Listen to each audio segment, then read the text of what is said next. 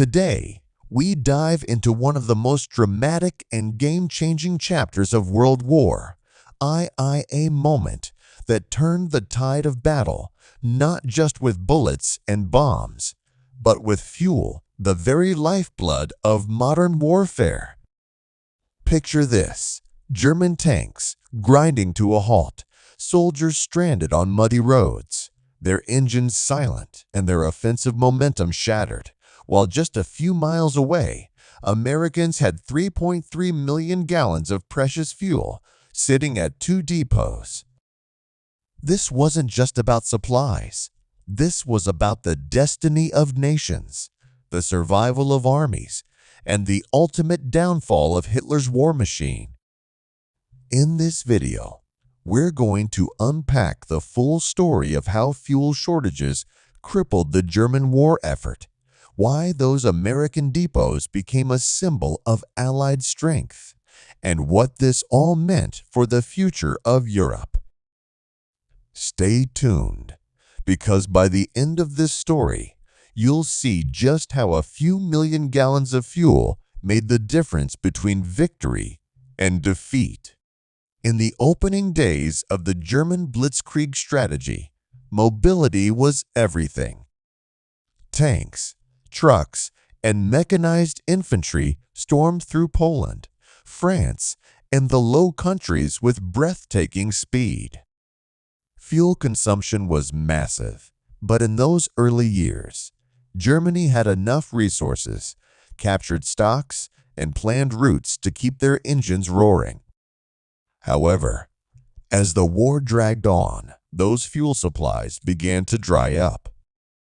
By 1944, Germany's oil fields in Romania were under constant Allied attack. Synthetic fuel plants were bombed to rubble, and the once fearsome panzer divisions found themselves strangled by logistical nightmares.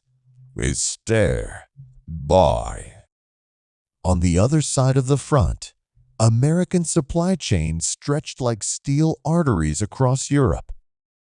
With the Red Ball Express and massive fuel depots, the Allies created a logistical miracle, ensuring their armies could keep pushing forward.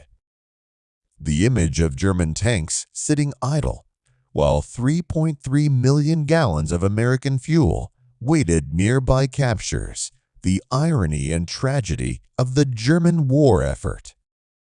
Hitler had gambled everything on fast, decisive victories, but his regime failed to secure the long-term resources to sustain the war.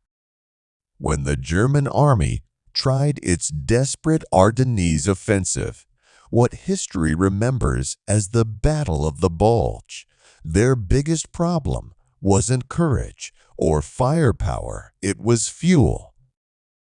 They simply didn't have enough to drive their tanks to the Meuse River, let alone push into Antwerp.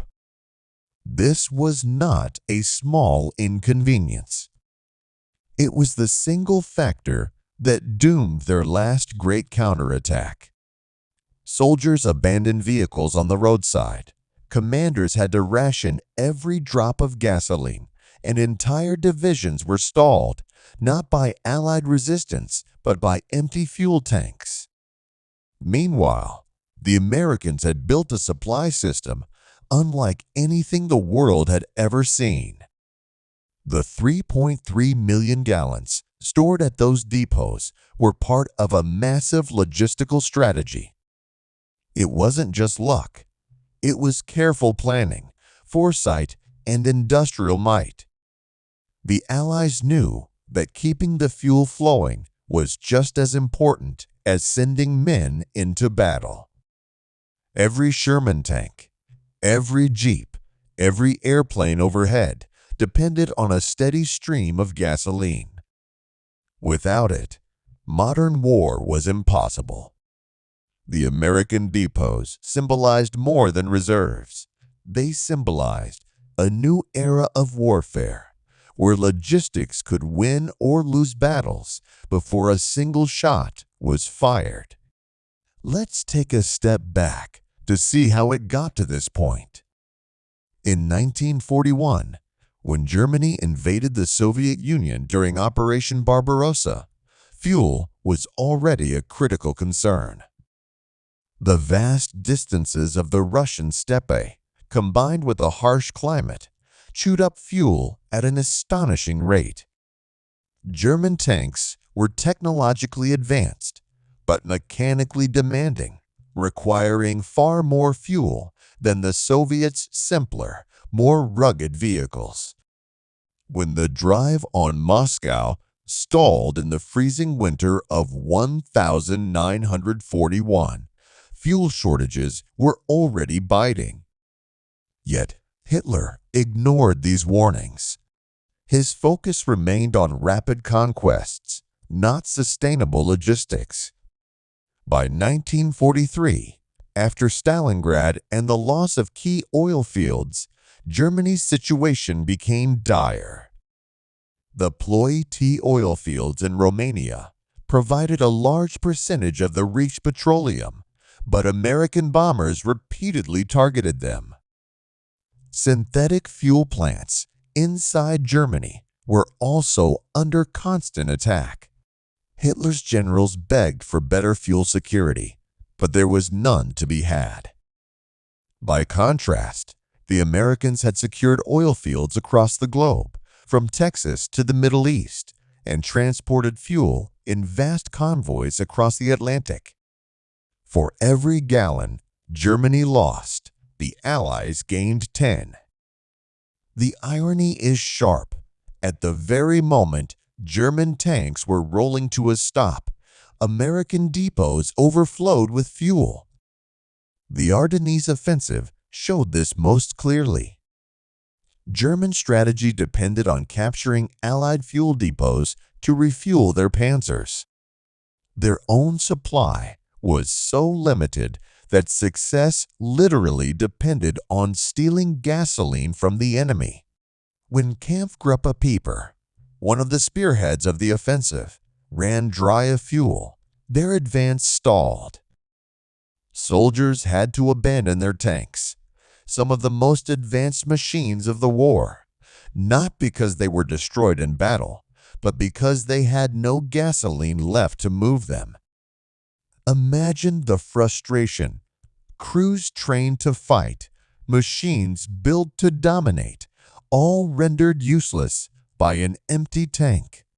Meanwhile, Allied commanders slept easier knowing their supply system was robust.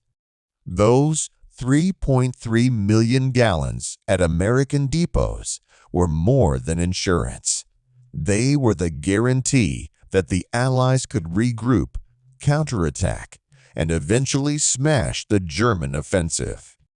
And that's exactly what happened.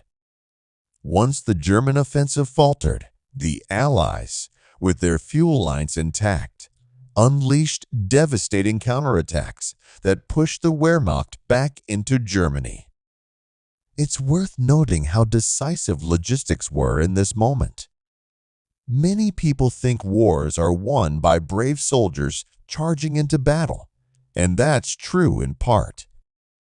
But equally important are the unseen hands, the drivers of fuel trucks, the engineers building supply depots, the planners charting supply routes.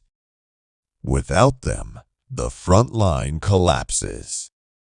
The story of those 3.3 million gallons is a reminder that wars are not only about fighting, but also about feeding the fight. The Germans learned this lesson too late, and it cost them dearly. Beyond the battlefield, this episode reflects a deeper truth about World War. Industrial capacity was destiny. Germany, with its limited resources, could never compete with the industrial might of the United States. While German tanks sat empty, American factories churned out not only vehicles, but also the fuel to power them. It was a war of production as much as destruction. That's why American depots could hold millions of gallons of fuel, while German commanders prayed for enough to get through the next week. This also explains why the Allies could afford massive offensives like Operation Overlord, the D-Day invasion. Fuel was stockpiled for months to ensure the landings didn't stall. Every truck, every tank, every plane that supported the invasion depended on an unbroken chain of supply. The Germans, unable to match this logistical miracle, were already doomed once the invasion succeeded. By the time of the Ardennes, the imbalance was overwhelming. Think about this. When German soldiers saw those idle American fuel depots, they knew what it meant.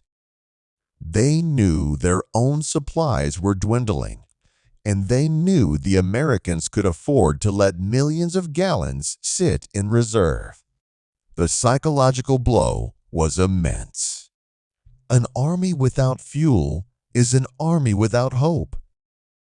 Every stalled tank was a symbol of defeat. Every abandoned vehicle, a confession that the war was slipping away.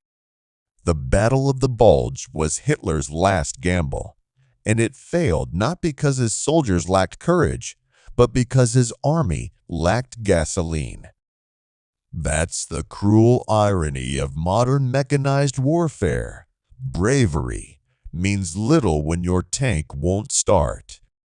The Americans, with their 3.3 million gallons at 2 depots, held the upper hand, and the outcome of the war shifted decisively in their favor. As the Allies advanced into Germany, fuel continued to play its decisive role. The depots grew, pipelines stretched across Europe, and the war machine kept rolling. German defenses crumbled not only under fire, but also under the relentless weight of Allied logistics. By April 1945, when Soviet and American troops met on the Elbe, German tanks were more often abandoned hulks than fighting machines. So, what does this all teach us?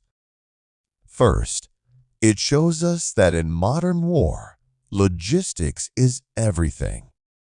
Second, it demonstrates the incredible foresight and planning of the American war effort.